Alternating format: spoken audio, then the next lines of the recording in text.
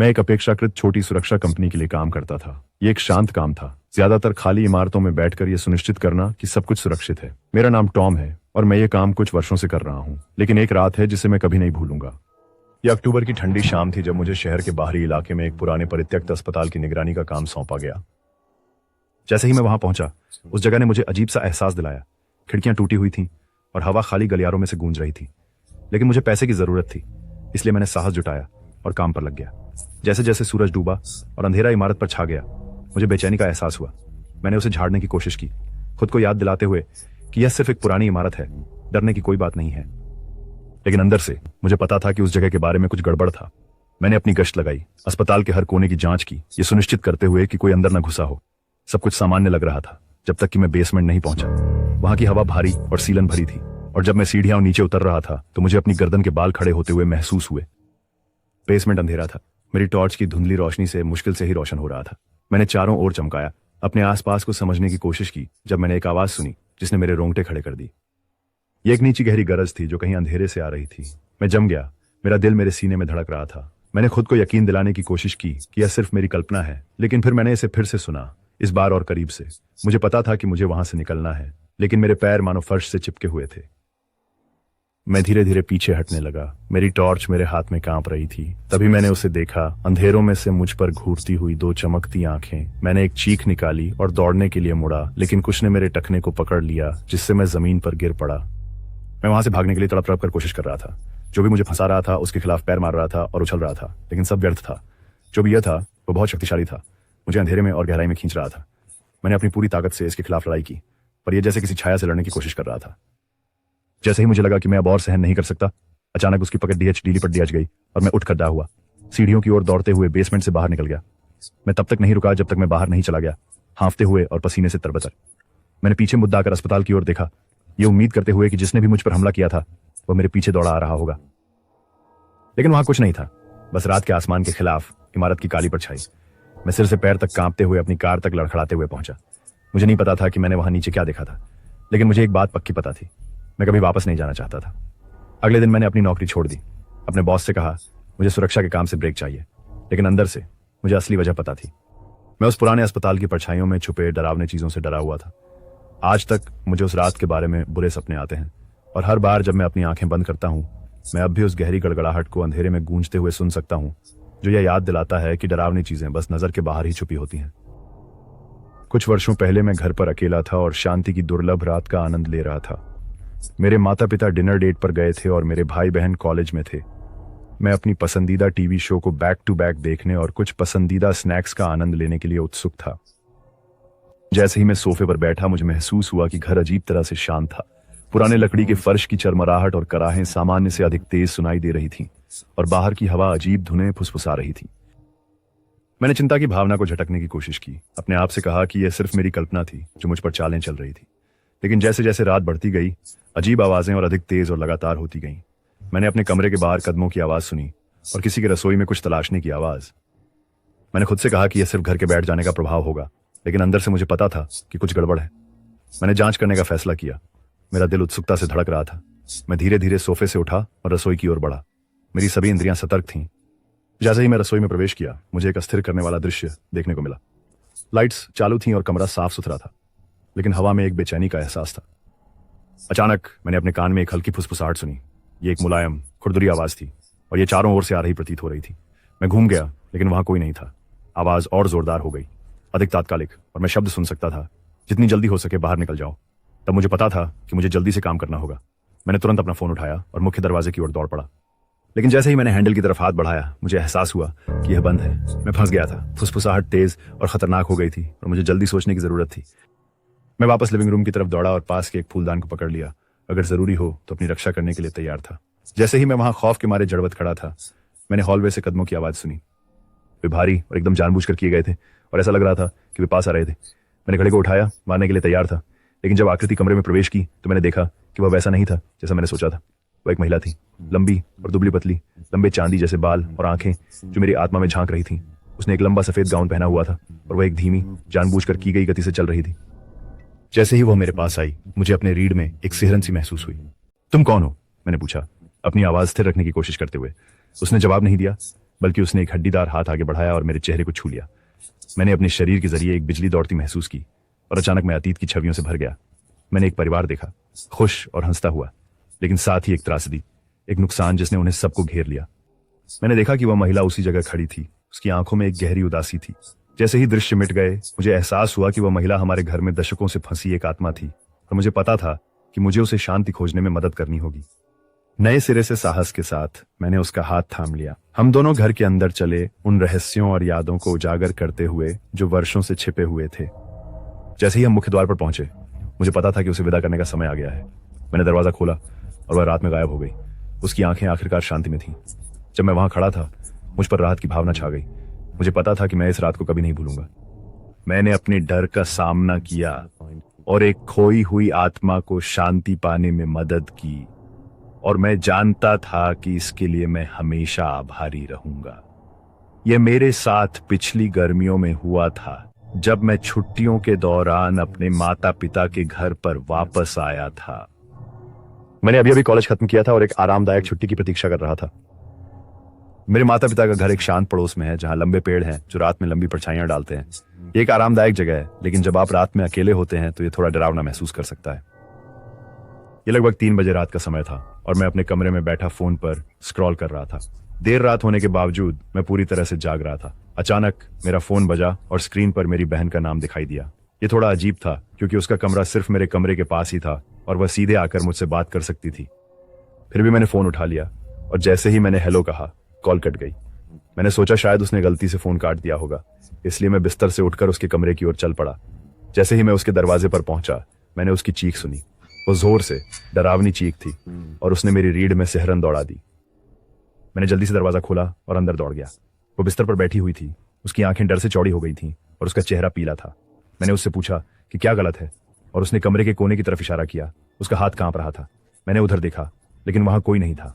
वह रोने लगी और मुझे बताया कि वह जागी और उसने अपने चेहरे से कुछ सेंटीमीटर की दूरी पर एक काला साया देखा। उसने कहा कि वह ऊंचा और डरावना था और उसने उसे ऐसा महसूस कराया जैसे वह दम घुट रहा हो। मैंने उसे शांत करने की कोशिश की, कहा कि यह सिर्फ एक सपना था, लेकिन वह यह मानने पर अड़ी थी कि यह सच था। उसने कहा कि उसने मुझसे मदद के लिए बुलाया था, लेकिन जब मैंने उसे याद दिलाया कि उसका फोन नीचे उसके पर्स में था, तो वह उलझन में दिखी। तभी चीजें अजीब होने लगी। मैंने अपना फोन चेक किया और उसमें उसके नंबर से कॉल का रिकॉर्ड था, लेकिन जब हमने उसका फोन चेक किया तो वहां कॉल का कोई रिकॉर्ड नहीं था। ऐसा था जैसे कॉल कभी हुई ही नहीं। हम दोनों उलझन में थे और थोड़े डरे हुए थे, इसलिए हमने नीचे जाने का फैसला किया।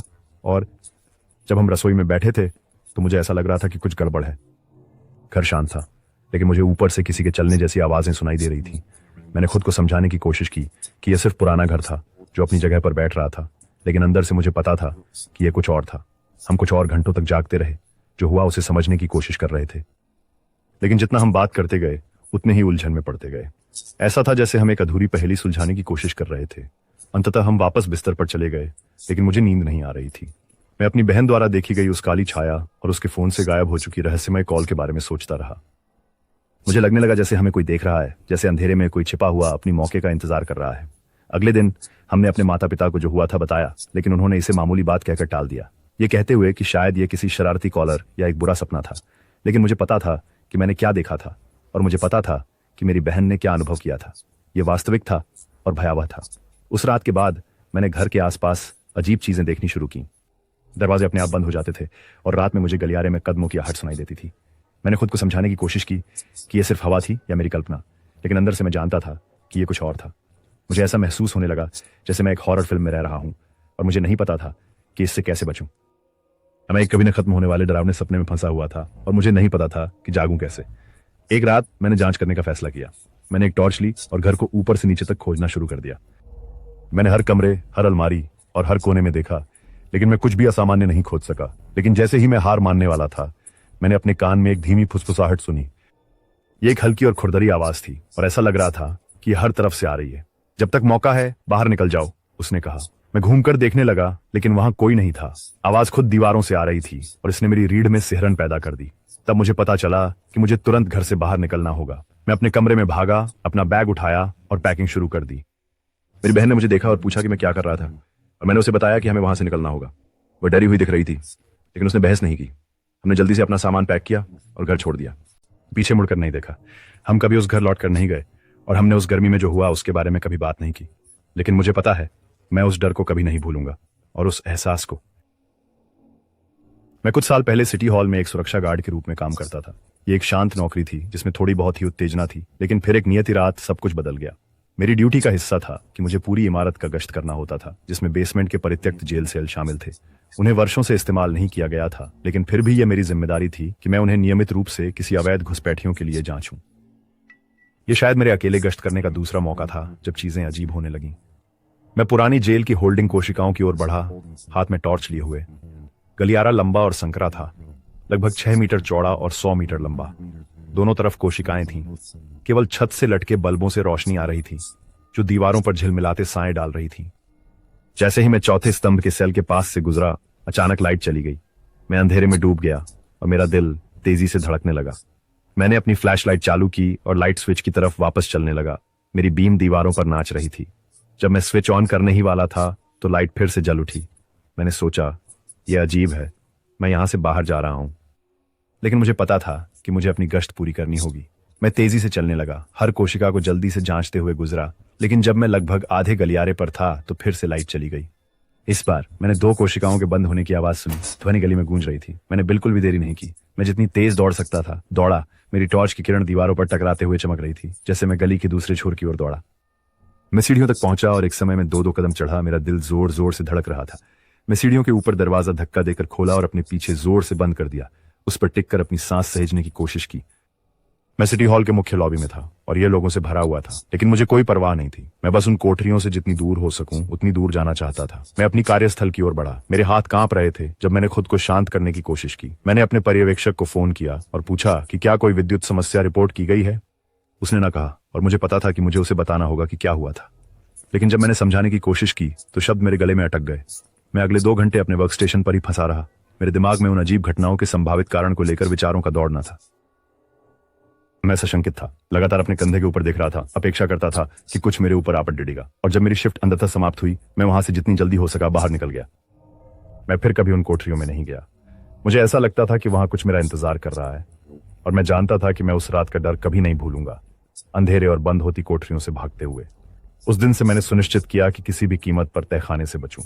मैं लंबा रास्ता लेता, भले ही इसका मतलब मेरी ड्यूटी में देरी हो। और जब मैंने अंततः सिटी हॉल को हमेशा के लिए छोड़ दिया तो मुझे पता था कि मुझे उस जगह की कभी याद नहीं आएगी। लेकिन कभी कभी रात के सन्नाटे में मुझे अब भी उन कोशिकाओं के बंद होने की आवाज सुनाई देती है, और मुझे पता है कि जो कुछ भी वहां नीचे था वह अब भी मेरा इंतजार कर रहा है। मैं एक पुनर्वास सुविधा में रात की पाली में काम करता था, जहां सड़कों पर और मरीज दोनों ही मुश्किल होते थे। लेकिन ये एक ऐसा काम था जिसे करना जरूरी था, और मैं इसका हिस्सा होने पर गर्व महसूस करता था। वह सुविधा एक पुरानी इमारत थी जिसमें फर्श चरमराते थे और लाइट्स टिमटिमाती थीं। ये जैसे किसी हॉरर फिल्म से बाहर था, लेकिन मैंने इसे नजरअंदाज करने की कोशिश की। मेरा काम मरीजों पर नजर रखना और यह सुनिश्चित करना था कि वे किसी मुसीबत में ना पड़े, लेकिन मुसीबत हमेशा हमें ढूंढ लेती थी। मरीज बेचैन हो जाते और शोर मचाना शुरू कर देते, और मुझे उन्हें शांत करना पड़ता। यह कठिन काम था, लेकिन मैं इसमें अच्छा था। एक रात मैं डेस्क पर बैठा मॉनिटर देख रहा था जब मैंने उसे देखा। गेट के बाहर एक आदमी खड़ा था जो कैमरे की ओर देख रहा था। वह एक बड़ा आदमी था जिसके चेहरे पर बेतरतीब दाढ़ी थी और उसकी आंखों में डरावना लुक था। मुझे उसका लुक पसंद नहीं आया, लेकिन मैंने उसे नजरअंदाज करने की कोशिश की। शायद वह बस कोई स्थानीय गुंडा था जो परेशानी खड़ी करने की कोशिश कर रहा था, लेकिन वह नहीं गया। वो बस कैमरे की ओर ऐसे देखता रहा जैसे कुछ देखने की कोशिश कर रहा हो। मैंने उसे नजरअंदाज करने की कोशिश की, लेकिन मुझे ऐसा लगा कि कुछ गलत है। वो बहुत स्थिर था, बहुत शांत। ऐसा लग रहा था जैसे वह कुछ या किसी का इंतजार कर रहा हो। मैंने ये देखने के लिए इंटरकॉम का उपयोग करने का निर्णय लिया कि वह ठीक है या नहीं। अरे दोस्त, तुम्हें कुछ मदद चाहिए? मैंने मित्रता के स्वर में कहा, लेकिन उसने कोई जवाब नहीं दिया। वह बस कैमरे की तरफ ट्रांस की स्थिति में देखता रहा। मुझे यह थोड़ा अजीब लगने लगा। मैंने अपने सहकर्मी माइक को बुलाया ये देखने के लिए। तुम क्या सोचते हो माइक? यह आदमी 20 मिनट से बस कैमरे की तरफ देख रहा है। माइक ने मॉनिटर की तरफ देखा और उसकी अभिव्यक्ति गंभीर हो गई। मुझे यह अच्छा नहीं लग रहा, उसने कहा। चलो जाकर देखते हैं। हम गेट की तरफ गए और वह आदमी अब भी कैमरे की ओर देख रहा था। हम उसके पास गए और उसने जरा भी प्रतिक्रिया नहीं दी। ऐसा लग रहा था जैसे वो कोमा में हो। अरे दोस्त, तुम्हें कुछ मदद चाहिए? माइक ने उसे झकझोरने की कोशिश करते हुए कहा, लेकिन उस व्यक्ति ने कोई जवाब नहीं दिया। वो बस कैमरा की ओर देखता रहा जैसे वो कुछ देखने की कोशिश कर रहा हो जो वहां नहीं था। हमने उसे हटाने की कोशिश की, लेकिन वह हिला भी नहीं। ऐसा लग रहा था जैसे वह वहीं जड़ हो गया हो। हमने उसे वहीं छोड़ने का निर्णय किया, उम्मीद करते हुए कि वह अंततः इससे बाहर आ जाएगा। लेकिन उसने ऐसा नहीं किया। वह सिर्फ घंटों तक कैमरे की ओर देखता रहा। ऐसा था जैसे वह किसी चीज या किसी का इंतजार कर रहा हो, और मुझे लगा कि जब वह आएगा तो हम सभी मुसीबत में होंगे। आखिरकार 2 घंटे के बाद वह गायब हो गया, जैसे हवा में विलीन हो गया। हमने इलाके की तलाशी ली, लेकिन उसका कोई निशान नहीं मिला। ऐसा लग रहा था जैसे वह कभी था ही नहीं, लेकिन मुझे पता था कि वह था, और मुझे पता था कि वह वापस आएगा। मुझे यह महसूस हो रहा था। रात का बाकी हिस्सा सामान्य था, लेकिन मुझे यह एहसास नहीं गया कि कुछ गड़बड़ है। ऐसा लग रहा था जैसे उस आदमी ने एक छाया छोड़ दी हो, एक उपस्थिति जो हवा में बनी हुई थी। और फिर जैसे ही मैं अपनी ड्यूटी समाप्त करने वाला था, मैंने उसे फिर से देखा। वो गेट के बाहर खड़ा था और कैमरे की तरफ देख रहा था। मुझे तब पता चला कि मैं मुसीबत में था। मुझे पता था कि वह मेरे पीछे आ रहा था। मैं अंदर भागा, दरवाजा बंद किया और पुलिस को फोन किया, लेकिन जब वे पहुंचे वो फिर गायब था। मैंने उसे फिर कभी नहीं देखा, लेकिन मुझे पता था कि वो अभी भी वहां बाहर है, मुझे देख रहा है, मेरा इंतजार कर रहा है। और मुझे पता था कि अगली बार वो सिर्फ घूरेगा नहीं, वो मेरे लिए आया था, और वह तब तक नहीं रुकेगा जब तक उसे जो चाहिए वह नहीं मिल जाता। उस दिन मैंने अपनी नौकरी छोड़ दी और अपनी निगाहों में रहने का एहसास नहीं सह सकता था, लेकिन मुझे पता है कि मैं उस आदमी को कभी नहीं भूल पाऊंगा जो गेट के बाहर खड़ा था, कैमरे की ओर घूर रहा था। वह याद दिलाता था कि कभी कभी रात में जो चीजें होती हैं वे असली होती हैं और वे हमारे लिए आ रही हैं। इन अगली कहानी में जाने से पहले अगर आप पहली बार आए हैं तो कृपया हमारे चैनल को सब्सक्राइब करें और आने वाली डरावनी कहानियों के लिए बेल आइकन दबाएं। हमें आपके समर्थन की जरूरत है। कृपया इन कहानियों को अपने दोस्तों और परिवार के साथ साझा करें। शुक्रिया।